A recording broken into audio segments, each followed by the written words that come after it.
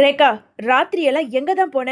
உனக்கு ஃபோன் பண்ணாலும் உன்னால அட்டன் பண்ணி ஒரு 5 நிமிஷம் நிம்மதியா பேச முடியாதா? அப்படி என்ன? யார்கிட்ட தான் நீ பேசிக்கிட்டு இருந்த? அப்படின்னு சொல்லிட்டு அங்க இருந்த சிந்தாமணி ரேகாவை பார்த்து கோவத்தோட பேச, அம்மா அதான் சொன்னல, என்னோட ஃப்ரெண்டு கிட்ட தான் நான் பார்க்கறதுக்காக போனேன்னு. இப்போ எதுக்காக அதையும் நோண்டி நோண்டி கேள்வி கேட்டுக்கிட்டு இருக்க? ஏண்டி, உன்னோட அம்மானா இத கூட கேட்க கூடாதா? அம்மா, கேட்க வேண்டியது கேட்கணும், கேட்கக்கூடாது கேட்கக்கூடாது.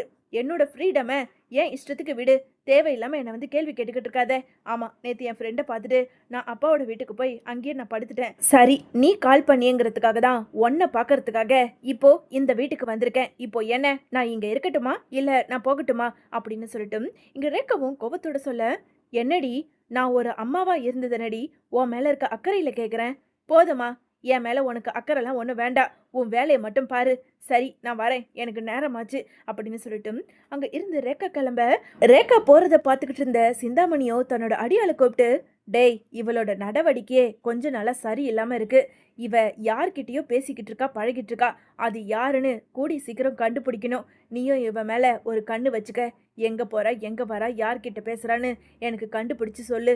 சரிக்கா, நீ சொல்லிட்டல, நான் பாத்துக்கிறேன்க்கா. ரேகா பாப்பாவை பார்த்தா அப்படியெல்லாம் தப்பு பண்ற பொண்ணு மாதிரி தெரியலக்கா.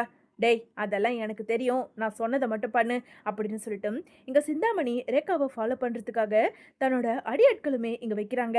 ரேகா கிளம்புன கொஞ்ச நேரத்துல அங்க சத்யாவுக்கு ஃபோன் பண்ணி, சத்யா எங்க இருக்கீங்க, கொஞ்சம் சீக்கிரமா நான் சொல்ற லொகேஷனுக்கு வந்துருங்க அப்படின்னு சொல்லிட்டு இங்க ரேகா அங்க சத்யாவுக்கு ஃபோன் பண்ணி மீட் பண்றதுக்காக வர சொல்ல, சத்யாவோ கொஞ்ச நேரத்துல அனுப்புன லொகேஷனுக்கு வந்து சேர, என்ன ரேகா, எதுக்காக இப்போ என்ன கூப்பிட்டு இருக்கீங்க, எனக்கு வேற ஆஃபீஸுக்கு லேட் ஆகுது அப்படின்னு சொல்லிட்டு இங்க சத்யா சொல்ல, என்ன சத்யா, நம்ம 2 பேரும் காதலிக்கிறோன்றது கன்ஃபார்ம் ஆயிடுச்சு.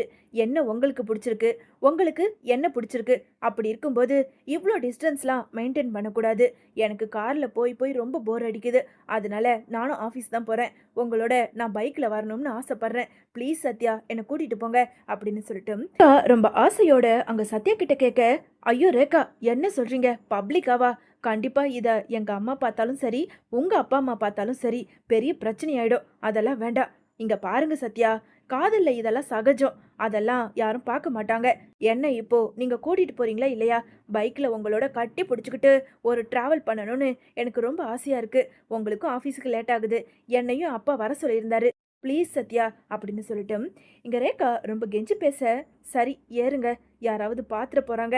ஐயோ, யாரும் பார்க்க மாட்டாங்க, வாங்க நம்ம போகலாம் அப்படின்னு சொல்லிட்டு இங்க ரேகா அங்க சத்யாவோட பைக்ல ஏறி உக்காந்துக்கிட்டு நேரா அங்க ஆபீஸுக்கு போறாங்க. சிந்தாமணி வச்ச அடியாலுமே ரேகா சத்யா கூட பைக்ல ஏறி போறத பார்த்துட்டு உடனே சிந்தாமணிக்கு ஃபோன் பண்ணி, அக்கா, நீங்க சொல்லியிருந்தீங்களே உங்க பொண்ணு ரேகாமாவை கொஞ்சம் வாட்ச் பண்ண சொன்னீங்களே, நானும் ஃபாலோ பண்ணிக்கிட்டே வந்தேன். ஆமாக்கா, நீங்க சந்தேகப்பட்ட மாதிரி அந்த ரேகா பாப்பா ஒரு பையன் கூட ஏறி பைக்ல நேரா எங்கேயோ கிளம்பி போறாங்க.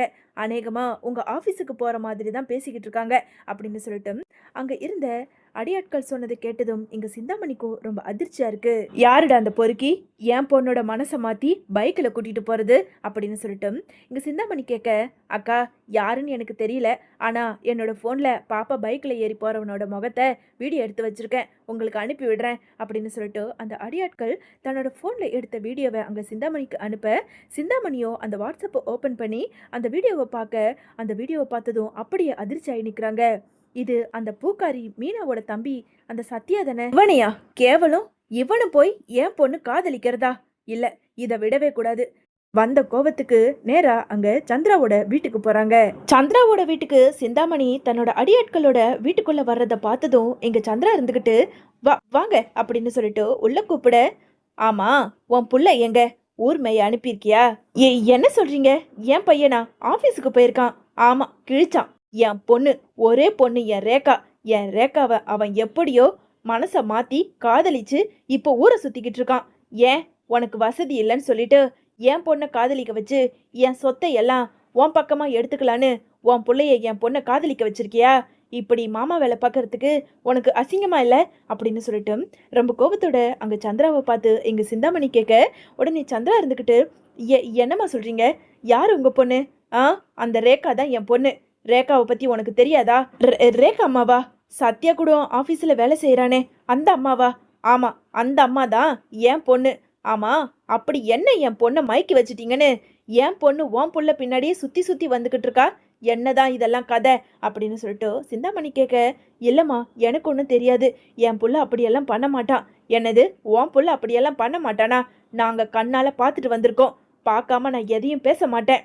இங்க பாரு, இப்ப கூட ஒன்றும் இல்லை, இதுதான் சாக்குன்னு உன் புள்ளைய ஒதுங்கி ஓரமா நிக்க சொல்லு, இல்லைன்னு வச்சுக்கோ உசுரோட குடும்பமே இல்லாம ஆக்கிடுவேன், ஜாக்கிரதை. டேய் வாங்கடா, இனிமே எப்படி அந்த சத்யா என் பொண்ணை காதலிக்கிறான்னு நானும் பார்த்துட்றேன் அப்படின்னு சொல்லிட்டு இங்கே சந்திராவை வந்த கோவத்துக்கு வந்து மிரட்டிட்டு அங்கே இருந்து கிளம்ப, இங்கே சந்திராவோ கடவுளே என்ன இது, இந்த அம்மா ஏதேதோ சொல்லிட்டு போகுது, சத்யா அந்த மாதிரிலாம் கிடையாதே. ஆனால் அந்த ரேகாம்மா தான் இங்கே வீட்டுக்கு வரும்போதெல்லாம் சத்யாவை ஒரு மாதிரி பார்த்துட்டு போகிறாங்க. இல்லை, இதை முதல்ல நம்ம சத்யா கிட்ட பேசி இதெல்லாம் சரிப்பட்டு வராதுன்னு அவங்கிட்ட சொல்லி நம்ம எப்படியாவது பேசி வைக்கணும் அப்படின்னு சொல்லிட்டு இங்கே சந்திரா ஒரு வித பதட்டத்தோடையும் பயத்தோடையும் அங்கே சத்யாவை நினச்சி மனசில் வேதனைப்பட்டுக்கிட்டு இருக்காங்க.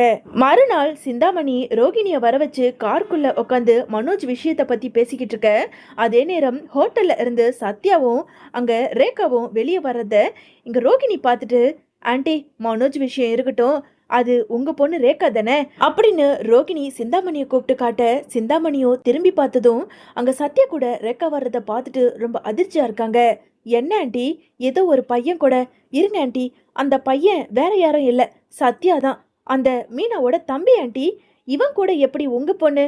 ஆண்டி என்ன ஆண்டி இதெல்லாம் அப்படின்னு சொல்லிட்டு ரோகிணி சொல்ல, என்ன பண்ணி தொலையிறது, இந்த விஷயம் எனக்கு தெரிஞ்சப்பவே அந்த சத்யாவோட அவங்க அம்மா சந்திரா வீட்டில் போய் நல்லாவே திட்டி விட்டுட்டு வந்தேன். ஆனாலும் இவன் திருந்தாம என் பொண்ணு கூடயே சுத்திக்கிட்டு இருக்கான். என் பொண்ணை ஏதாவது கேள்வி கேட்டா கூட அவன் நம்மளையே திருப்பி கேள்வி கேட்கிறா. என்னதான் பண்றதுன்னே தெரியல. இரு, அவ இப்போ எங்க இருக்கான்னு நாம சும்மா கேட்டு பார்க்கறேன் அப்படின்னு சொல்லிட்டு அங்க சிந்தாமணி ரேகாவுக்கு ஃபோன் பண்ணி, ரேகா எங்க இருக்க, சீக்கிரமா வீட்டுக்கு வா அப்படின்னு சொல்லிட்டு சும்மா இங்க சிந்தாமணி கேட்க, அம்மா நான் அவசரமா ஆஃபீஸுக்கு கிளம்பி போயிட்டு இருக்கேன், என்னால் இப்போதைக்கு வர முடியாது அப்படின்னு சொல்லிட்டு ரேகா பட்டுன்னு ஃபோனை வைக்க, என்ன ஆண்டி நீங்க ஃபோன் பண்ணி பேசுறீங்க, என்ன ஏதுன்னு கூட கேட்காம அப்படியே உங்க பொண்ணு கட் பண்றாங்க. ஆமா ரோகிணி, இதே தான் இவ பண்ணிக்கிட்டு இருக்கா. இன்னைக்கு இவளை நான் என்ன பண்றேன்னு பாரு, டிரைவர் அந்த பைக்கை ஃபாலோ பண்ணுங்க அப்படின்னு சொல்லிட்டு இங்க சிந்தாமணி சொல்ல, அங்க கார் டிரைவருமே அந்த பைக்கை ஃபாலோ பண்ணிக்கிட்டு போறாங்க. இன்னொரு பக்கம் இங்க முத்து ரொம்ப சந்தோஷத்தோட அங்க சத்யாவுக்கு ஃபோன் பண்ணி, என்ன சத்யா, உன் காதலை உன்னோட லவ்வர் கிட்ட ரேகா கிட்ட சொல்றேன்னு சொல்லிட்டு போனியே, உன்னோட காதல் சக்சஸ் ஆச்சா, அந்த பொண்ணை நீ ஏமாத்தல அப்படின்னு சொல்லிட்டு முத்து கேட்க, மாமா அதெல்லாம் ஒன்றும் இல்லை மாமா, நான் காதலை சொன்னதுக்கப்புறம் ரேகா ரொம்ப சந்தோஷப்பட்டாங்க. இப்போ நாங்கள் ரெஸ்டாரண்ட்லேருந்து வெளியே தான் கிளம்பிட்டோம். சத்யா சூப்பர்டா சத்யா, அந்த பொண்ணு பார்க்கறதுக்கே ரொம்ப நல்ல பொண்ணு மாதிரி இருக்கு. சரி, நீங்கள் 2 பேரும் எங்கே இருக்கீங்க? மாமா இங்கே தான் பக்கத்தில். சரிடா, நான் இப்போ மீனாவோட கடையில் தான் இருக்கேன், நீ பைக் எடுத்துக்கிட்டு அந்த பொண்ணை கூட்டிகிட்டு வா, உங்ககிட்ட பேச வேண்டியது நிறைய இருக்கு அப்படின்னு சொல்லிட்டு அங்கே முத்து சொல்ல, அதே நேரம் இங்கே சத்யாவோ ரேகா கிட்ட சொன்னதும், தாராளமாக பார்க்கலாம், உன் குடும்பம் என் குடும்பம் மாதிரி அப்படின்னு சொல்லிட்டு இங்க 2 பேரும் ஒரு திட்டத்தை போட்டுட்டு மீனாவோட கடைக்கு போறாங்க. அதே சமயம் இங்க 2 பேரையும் ஃபாலோ பண்ணிக்கிட்டு சிந்தாமணியும் கார் எடுத்துக்கிட்டு அங்க பின்னாடியே போறாங்க. கொஞ்ச நேரத்துல எங்க சத்யா ரேகாவை கூட்டிட்டு வந்ததும், வாமா என்ன என் மச்சான் உன்கிட்ட காதல சொன்னதுல இருந்து 2 பேரும் நல்லாவே சந்தோஷமா இருக்கீங்க போல இருக்கு அப்படின்னு சொல்லிட்டு எங்க முத்து சொல்ல, உடனே மீனா ஒரு பக்கம் மறைச்சு பார்த்துக்கிட்டு இருக்க, அதை ஏன் கேட்குறீங்க, எனக்கு சத்யா காதலை சொன்னதுக்கப்புறம் கை கால் ஓடலை, எனக்கு ரொம்ப சந்தோஷமா இருக்கு, எனக்கு புதுசாக உறவுகள் குடும்பம்னு கிடைச்சதுல எனக்கு ரொம்ப சந்தோஷம் அப்படின்னு சொல்லிட்டு ரேகா அங்கே சந்தோஷத்தோட பேசிக்கிட்டு இருக்க. அதே நேரம் கார்ல இருந்து அங்கே சிந்தாமணியும் ரோகிணியும் வெளியே வந்ததும், ஆண்டி என்ன ஆண்டி இதெல்லாம், அப்போ இவங்க 2 பேரையும் காதலிக்க வச்சிருக்கிறதே அந்த முத்து தான் போல இருக்கு, சும்மா விடாதீங்க ஆண்டி அப்படின்னு சொல்லிட்டு சிந்தாமணியை ஏற்றி விட, உடனே சிந்தாமணி இருந்துக்கிட்டு, இப்போ என்ன நடக்குதுன்னு மட்டும் பாரு அப்படின்னு ரொம்ப கோவத்தோட சிந்தாமணி அந்த இடத்துக்கு கை தட்டிக்கிட்டே வராங்க. வந்த சிந்தாமணியை பார்த்ததும் அங்க ரேகா ரொம்ப அதிர்ச்சியா இருக்க, என்ன ரேகா இவங்களை பார்த்துட்டு நீ எதுக்காக பயந்து ஒளியிற, யார் இவங்க, உனக்கு முன்னாடியே தெரியுமா அப்படின்னு சொல்லிட்டு சத்யா கேட்க, ஐயோ சத்யா, என் அம்மாவை பார்க்கணும்னு சொன்னியே, அவங்க வேற யாரும் இல்லை, இவங்க தான், நாம இப்போ இங்க ஒன்னா இருக்கிறது அவங்களுக்கு தெரிஞ்சு போச்சு, கண்டிப்பா பெரிய பிரச்சனை பண்ணுவாங்க அப்படின்னு சொல்லிட்டு அங்க ரேகா சொல்ல, உடனே சிந்தாமணி இருந்துக்கிட்டு, ஏய் ரேகா, உனக்கு எவ்வளவு தைரியம் இருந்தா கேவலம் இந்த பூக்கட்டுற தம்பி கூட நீ சுத்திக்கிட்டு இருப்ப, ஏன் உனக்கு காதலிக்க வேற யாருமே கிடையாதா, நம்ம தகுதி என்ன தராதர என்ன, இவனை போய் காதலிச்சிருக்க, இப்படி வா அப்படின்னு சொல்லிட்டு அங்க இருந்த ரேகாவை ஓங்கி ஒரு அறை கொடுக்குறாங்க சிந்தாமணி. இதை பார்த்துக்கிட்டு இருந்த முத்துவோ, ஒரு நிமிஷம் எதுக்காக இவங்களை அடிக்கிறீங்க?